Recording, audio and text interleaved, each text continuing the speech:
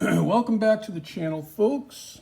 July 4th weekend, Saturday morning, the 6th of July. Hope you all had a wonderful 4th of July holiday, long weekend for many.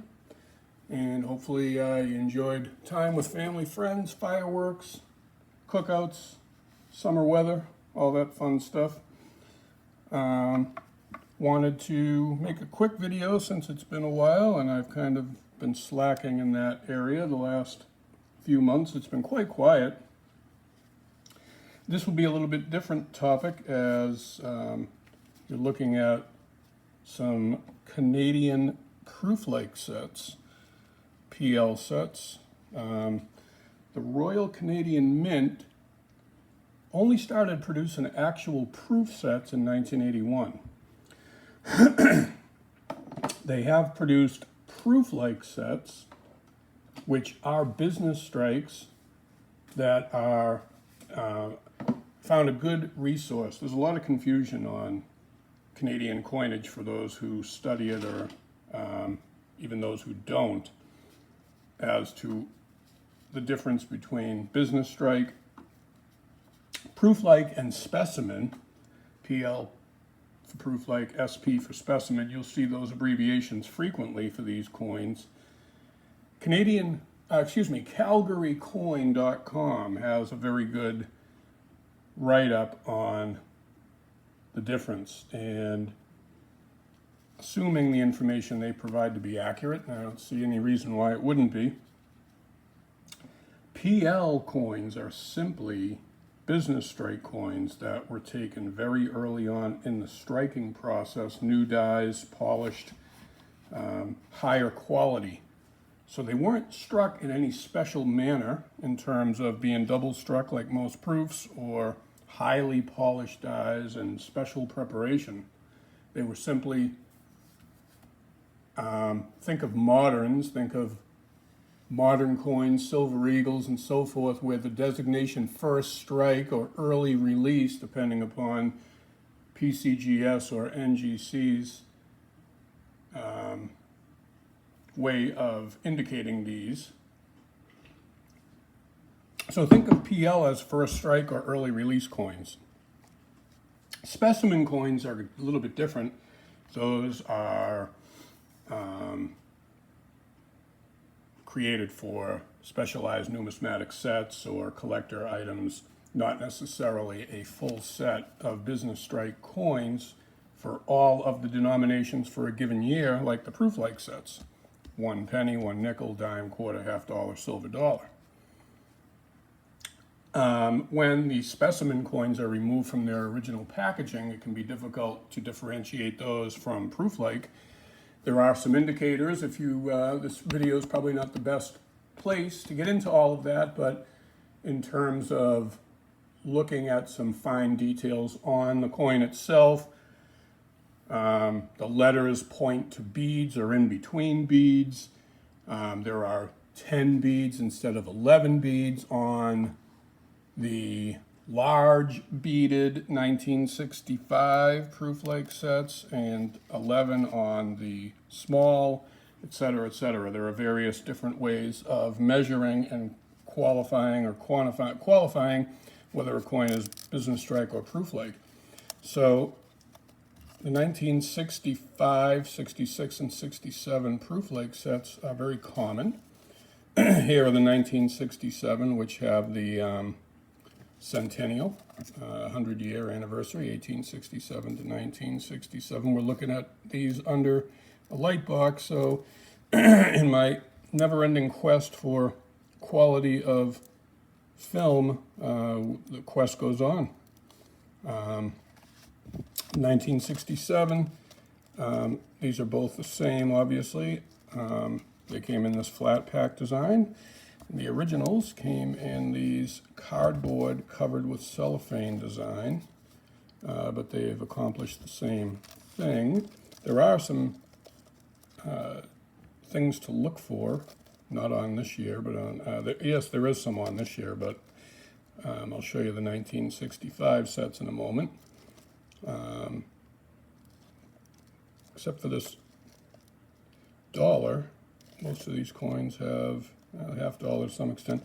Not a lot of toning. $50 and the dollar coin do have some mottled toning, not necessarily attractive.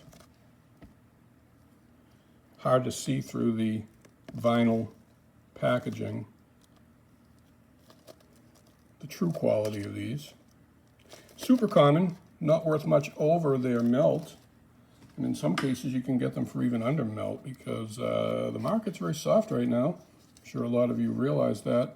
90% silver is trading under spot, especially at a wholesale level. But we're kind of reaching that spot, well, that area where people don't want to sell it for less than that, and it's becoming really hard to buy and sell it profitably. So the 90% that I used to buy so frequently has been very scarce this entire year, for me anyway.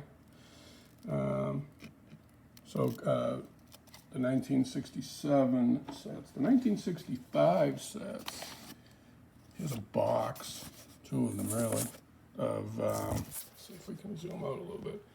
Yeah, so I bought 15 boxes, and within each box is 5 sets from a gentleman a few years ago.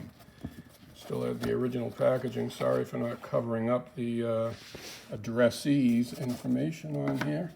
But very similar to the United States gold envelope proof sets of the later 50s and early 60s.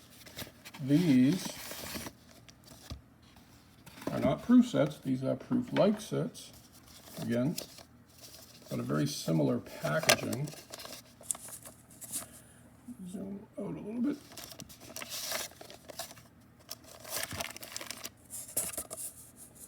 Your uncirculated coins, see, they're very careful. I won't read the French version.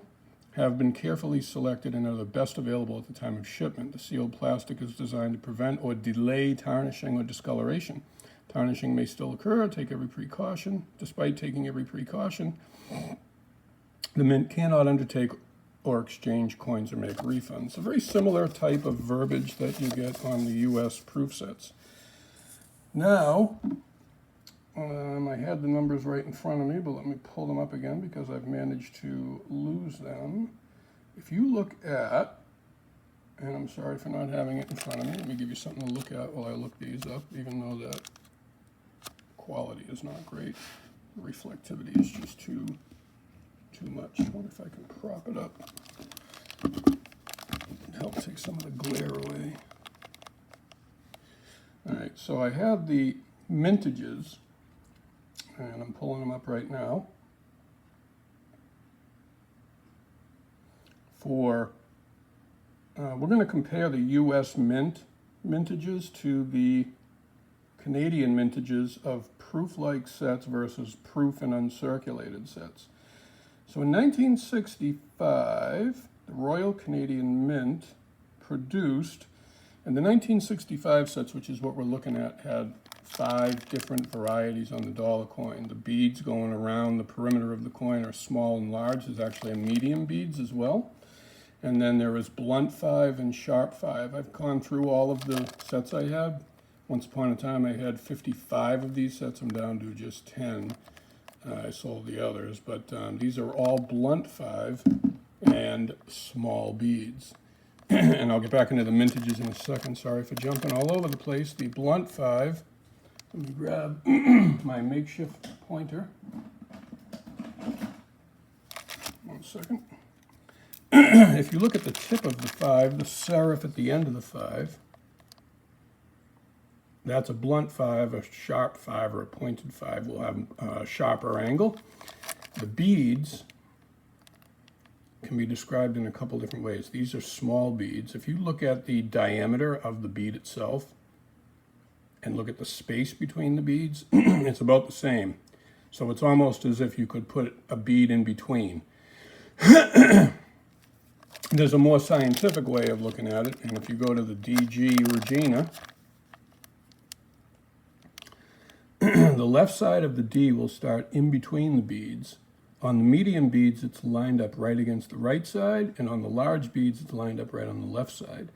And if you go from where it starts, so this one over here doesn't count because it's outside, so starting with that bead until the bead at the end of the G, you will see there are either 10 or 11, 10 on the large, 11 on the small. So starting 1, 2, 3, 4, 5, 6, 7, 8, 9, 10, 11.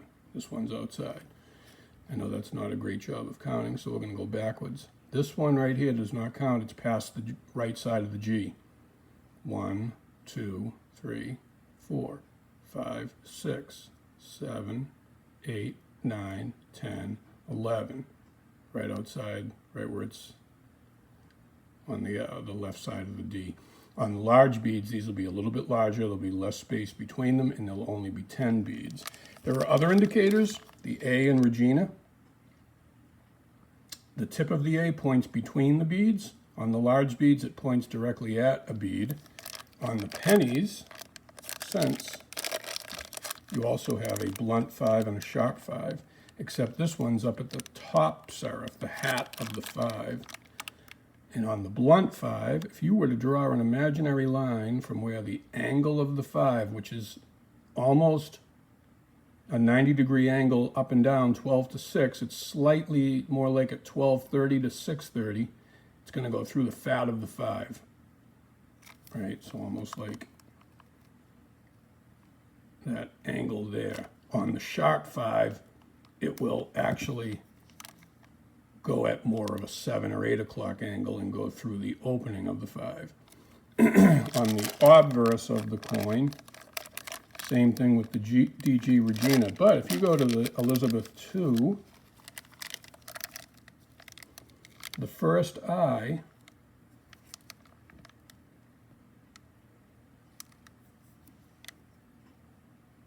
points directly at a bead.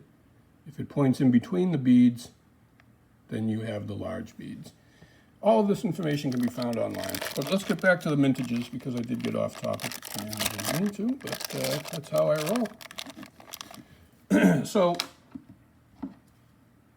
for 1965, the Royal Canadian Mint produced almost 3 million. 2,904,000. Mintage went down in 1966, 672,000.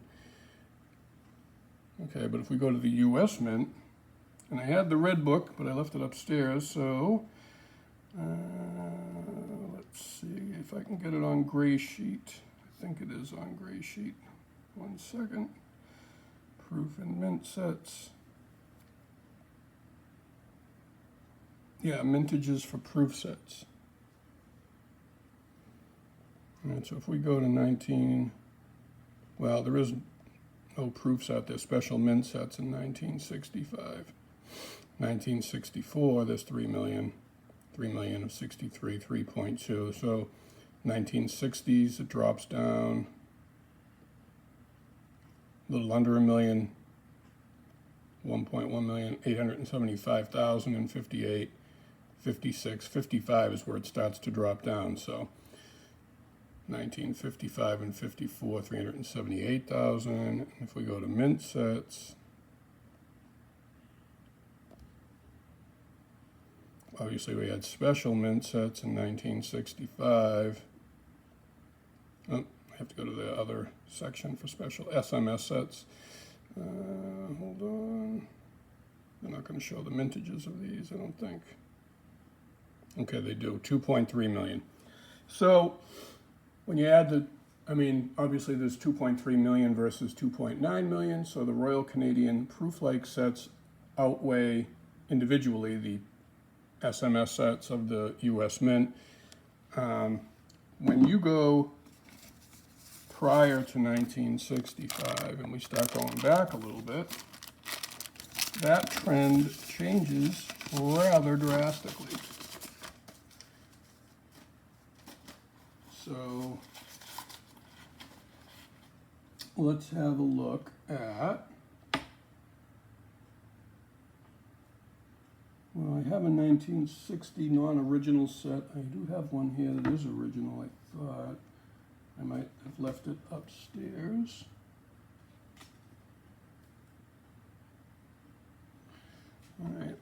have to use this one, which is in a capital holder.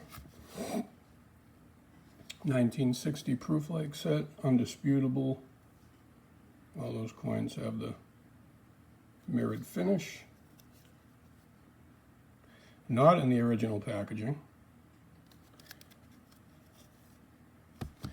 So if we go back, and we have to go back because it's a different type, so 54 to 64. 1960, 64,000 produced. And if we look at the mint, just to refresh your memory, proof sets, they don't seem to show the mintages of the mint sets, or at least not the 1960s, but 1960 proof set, 1.69 million. So almost 1.7 million to 64,000. So that's, I don't even know what the ratio is, 100 to 1 more. 64,000, yeah, not quite, whatever. It's a big drop off. If we go back even further, here's the originals, 1957. This is what they came in, this cardboard with this cellophane wrapping. Love the dime, toning in the cameo. Absolutely gorgeous. That penny is very red.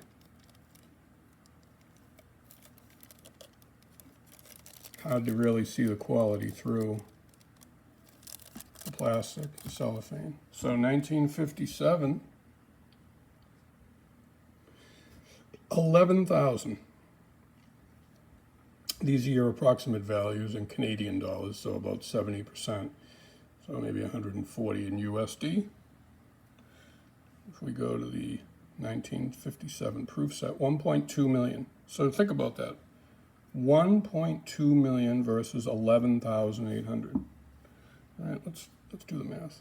11,800 divided by 1.2 million for round numbers.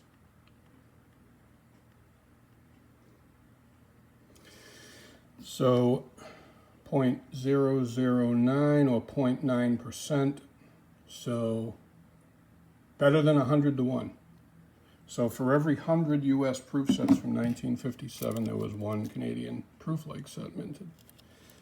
Yet the value, I mean, $140 is certainly a lot more than a 1957 proof set, which is probably worth $30. So it's worth about 5 times as much, but yet it's 100 times rarer. So think about that for just a few minutes. Let's go back a little bit further. 1956 proof set in its original government packaging. Beautiful quarter. Some nice cameos, some nice deep mirrors. Really hard to appreciate how nice the quality is through the plastic. Suffice to say, look at that penny, huh? That thing is gleaming. Whatever cellophane they used is not imparting any type of PVC or anything, so that's great. And especially in that generation, 75, 80 years ago, it wasn't that long ago that the polyvinyl chlorine flips were used in the US, 1970s, and those are the flips that put all the green slime and PVC on coins that you still see today. So to think that the Royal Canadian Mint had a better packaging quality as much as 30 years earlier, it's pretty cool, man, pretty cool, in my opinion. All right, 1956. Proof-like sets, we've cut it in half from 11,800 to 6,500, the value in Canadian dollars, 230.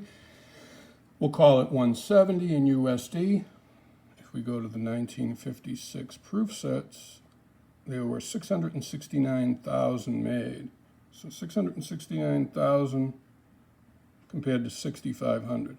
669,000 compared to 6,500. 6,500 divided by 669,000 equals. Same thing, about 1 in 100. Okay, beautiful coins. We can go back a little bit further.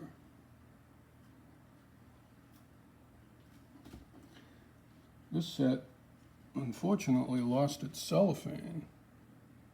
1955 original set, but the cellophane has been stripped off. All of these were purchased at one of the recent centennial auctions. Look at that glorious $50.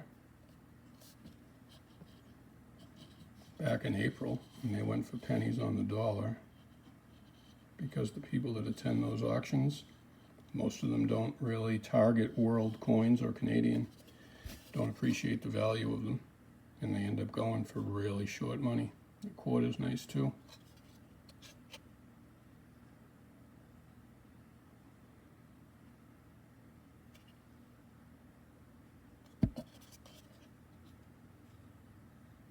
Dime.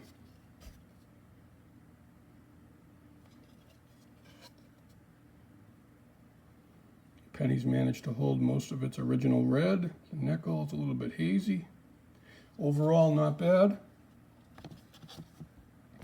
So the 1955 proof set, proof-like set, sorry. And there are the 1 waterline versus the 3 waterline sets, and these are up to 430 or 580 for the 1 waterline. I'll show you the waterline in a second. So Canadian dollars, so we'll call it 300 to 400, depending on which variety you have. Where did I put my pointer? Where did I put my pointer? It was a terrible pointer anyways. All right, so the water line is on the Canadian dollar, and it's at the front of the canoe. Don't know if we're going to capture it here.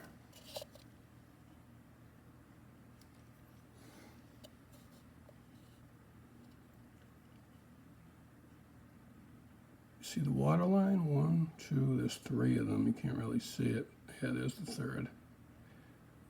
On the 1 waterline variety, guess how many there are? You got it, 1. So on the standard variety, there are 3, which is what this coin is. So, 1955, we see the mintage is 6,300 and the mintage for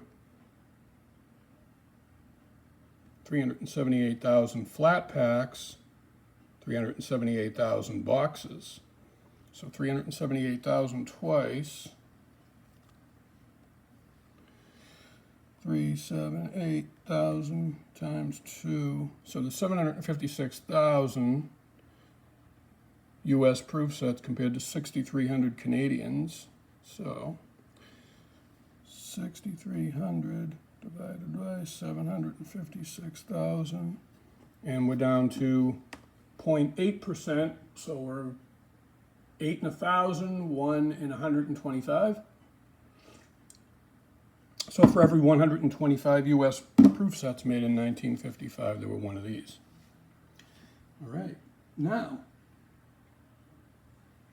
the first year the proof set, or the proof-like set rather, of Canada was made was 1954.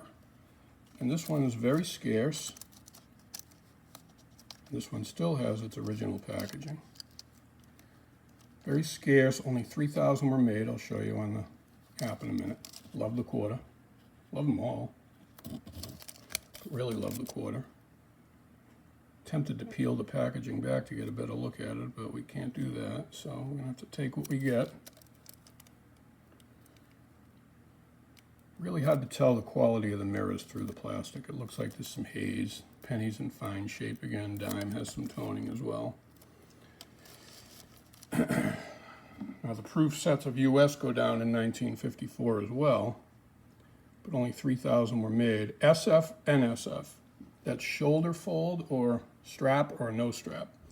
Shoulder fold versus no shoulder fold. I'll get into that in a second. That's a whole different conversation, probably for another video, but I'll give you a very short summary. 233,000 US proof sets to 3,000 Canadian.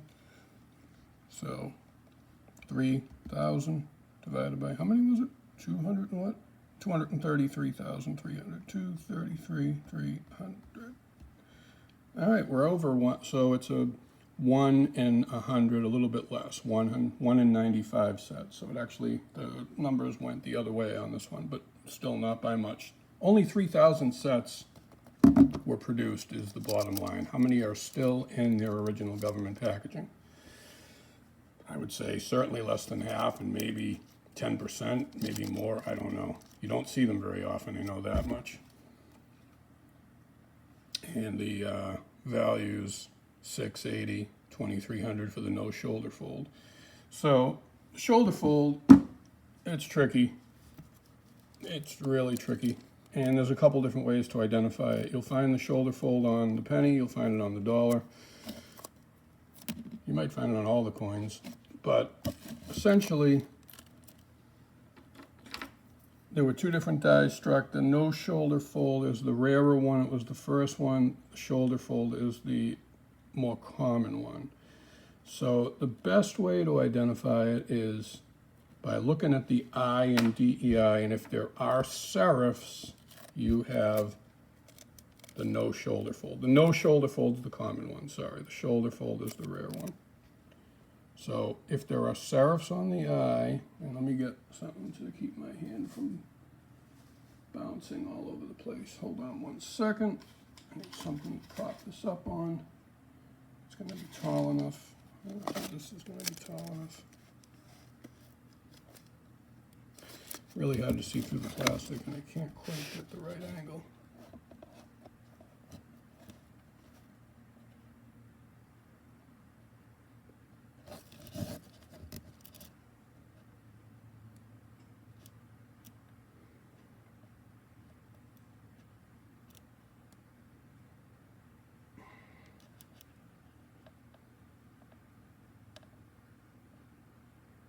So shoulder fold has, all right, let's do it this way.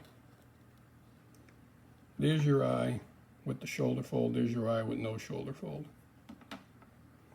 The shoulder fold is the common, I know I just said it backwards again. The shoulder fold is the common one, obviously. The no shoulder fold is the rare one. And this one is the no shoulder fold. See the eye?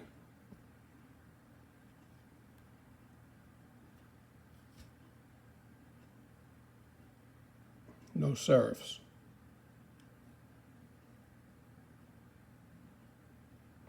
Okay, no serifs on the I, same on the dollar.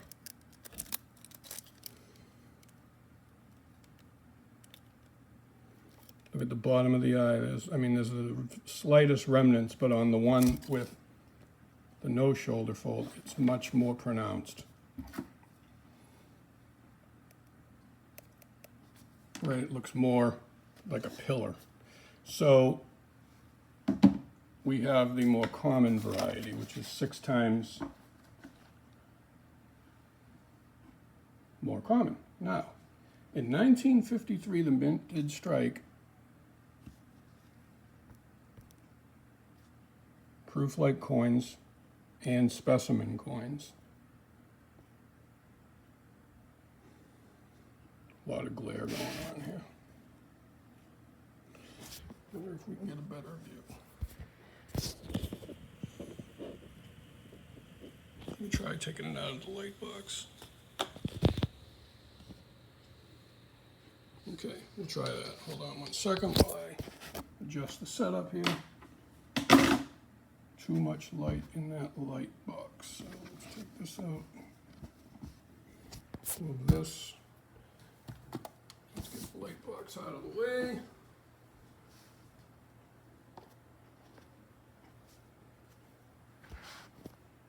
I know you're not going to capture the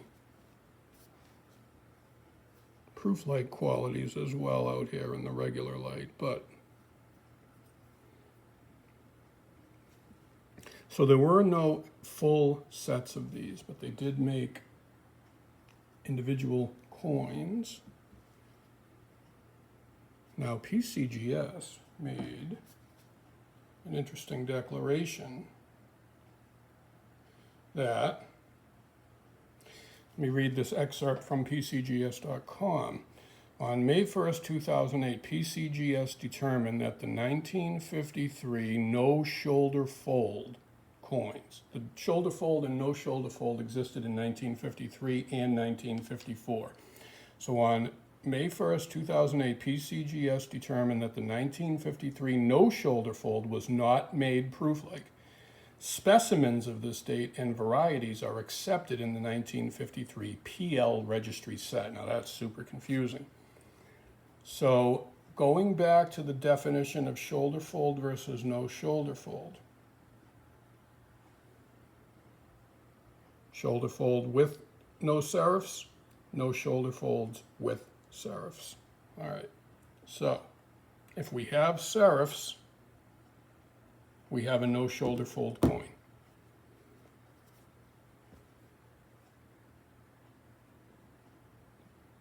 And if you look at the base of the I on DEI,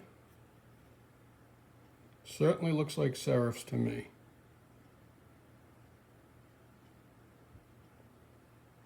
The bottom of the I.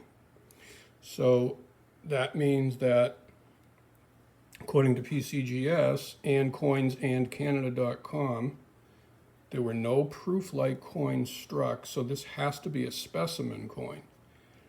Now, I'm no expert on this, and I don't even know for sure if that's true. But here we have an assembled proof-like set from 1953. And if they are no shoulder fold, certainly I see serifs on the I there. These are going to have to be much more pronounced on the $half, bottom left of the I. These are going to be sent to PCGS. We're going to send this quarter in for restoration. There's some spotting on it. I tried soaking it in acetone. You can see the spotting there. It didn't help. I didn't think it would help, but I knew it wouldn't hurt. I didn't want to dip it. So we'll send it in and see if they can get the spotting off of it.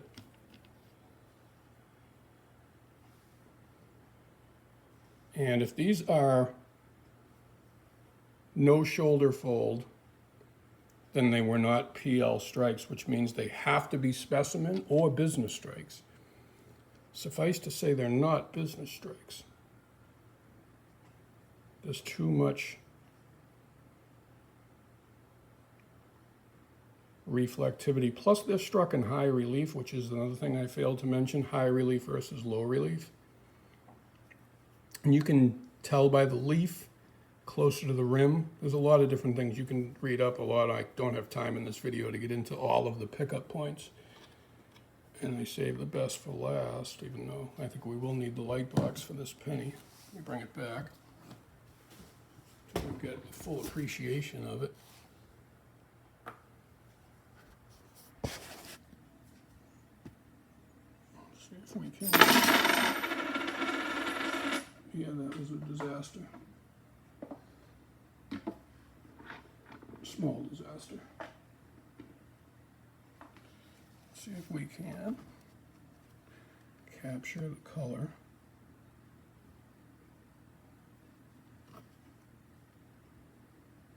And there's just no doubt about its reflectivity. Even though it's deeply toned, it's got incredible color. And amazing cartwheel.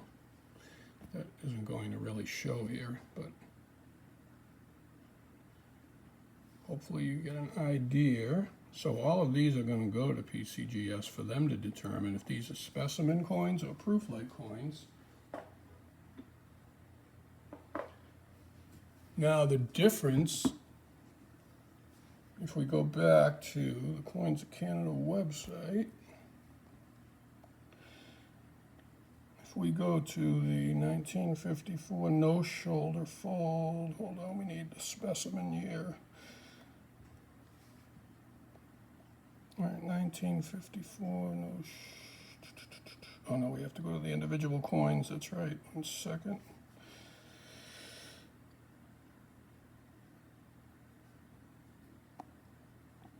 All right, so we have to do it one coin at a time, but if we go to the 1953 penny, not for circulation specimen,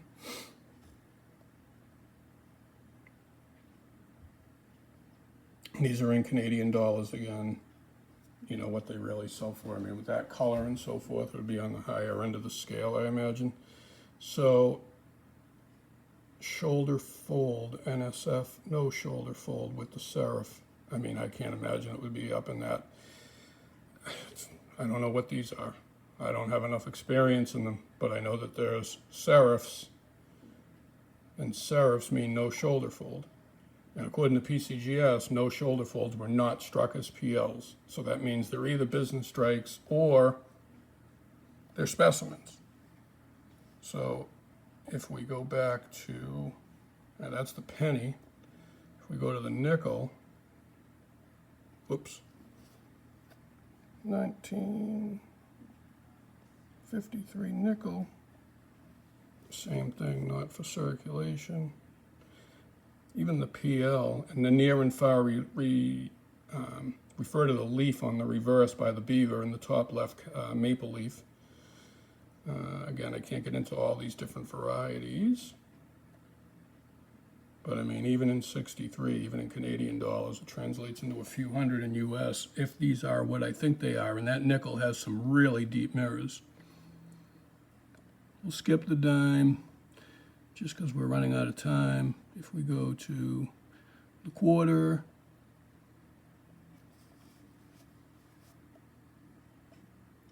specimen quarter, small date, which is what this is.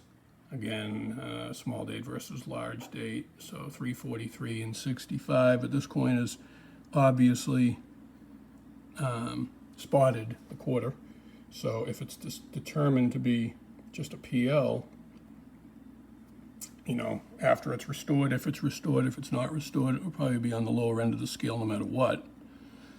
And then the bigger coins, the half dollars and the dollars, the half dollar, 1953, not for circulation, no shoulder fold, small date, large date.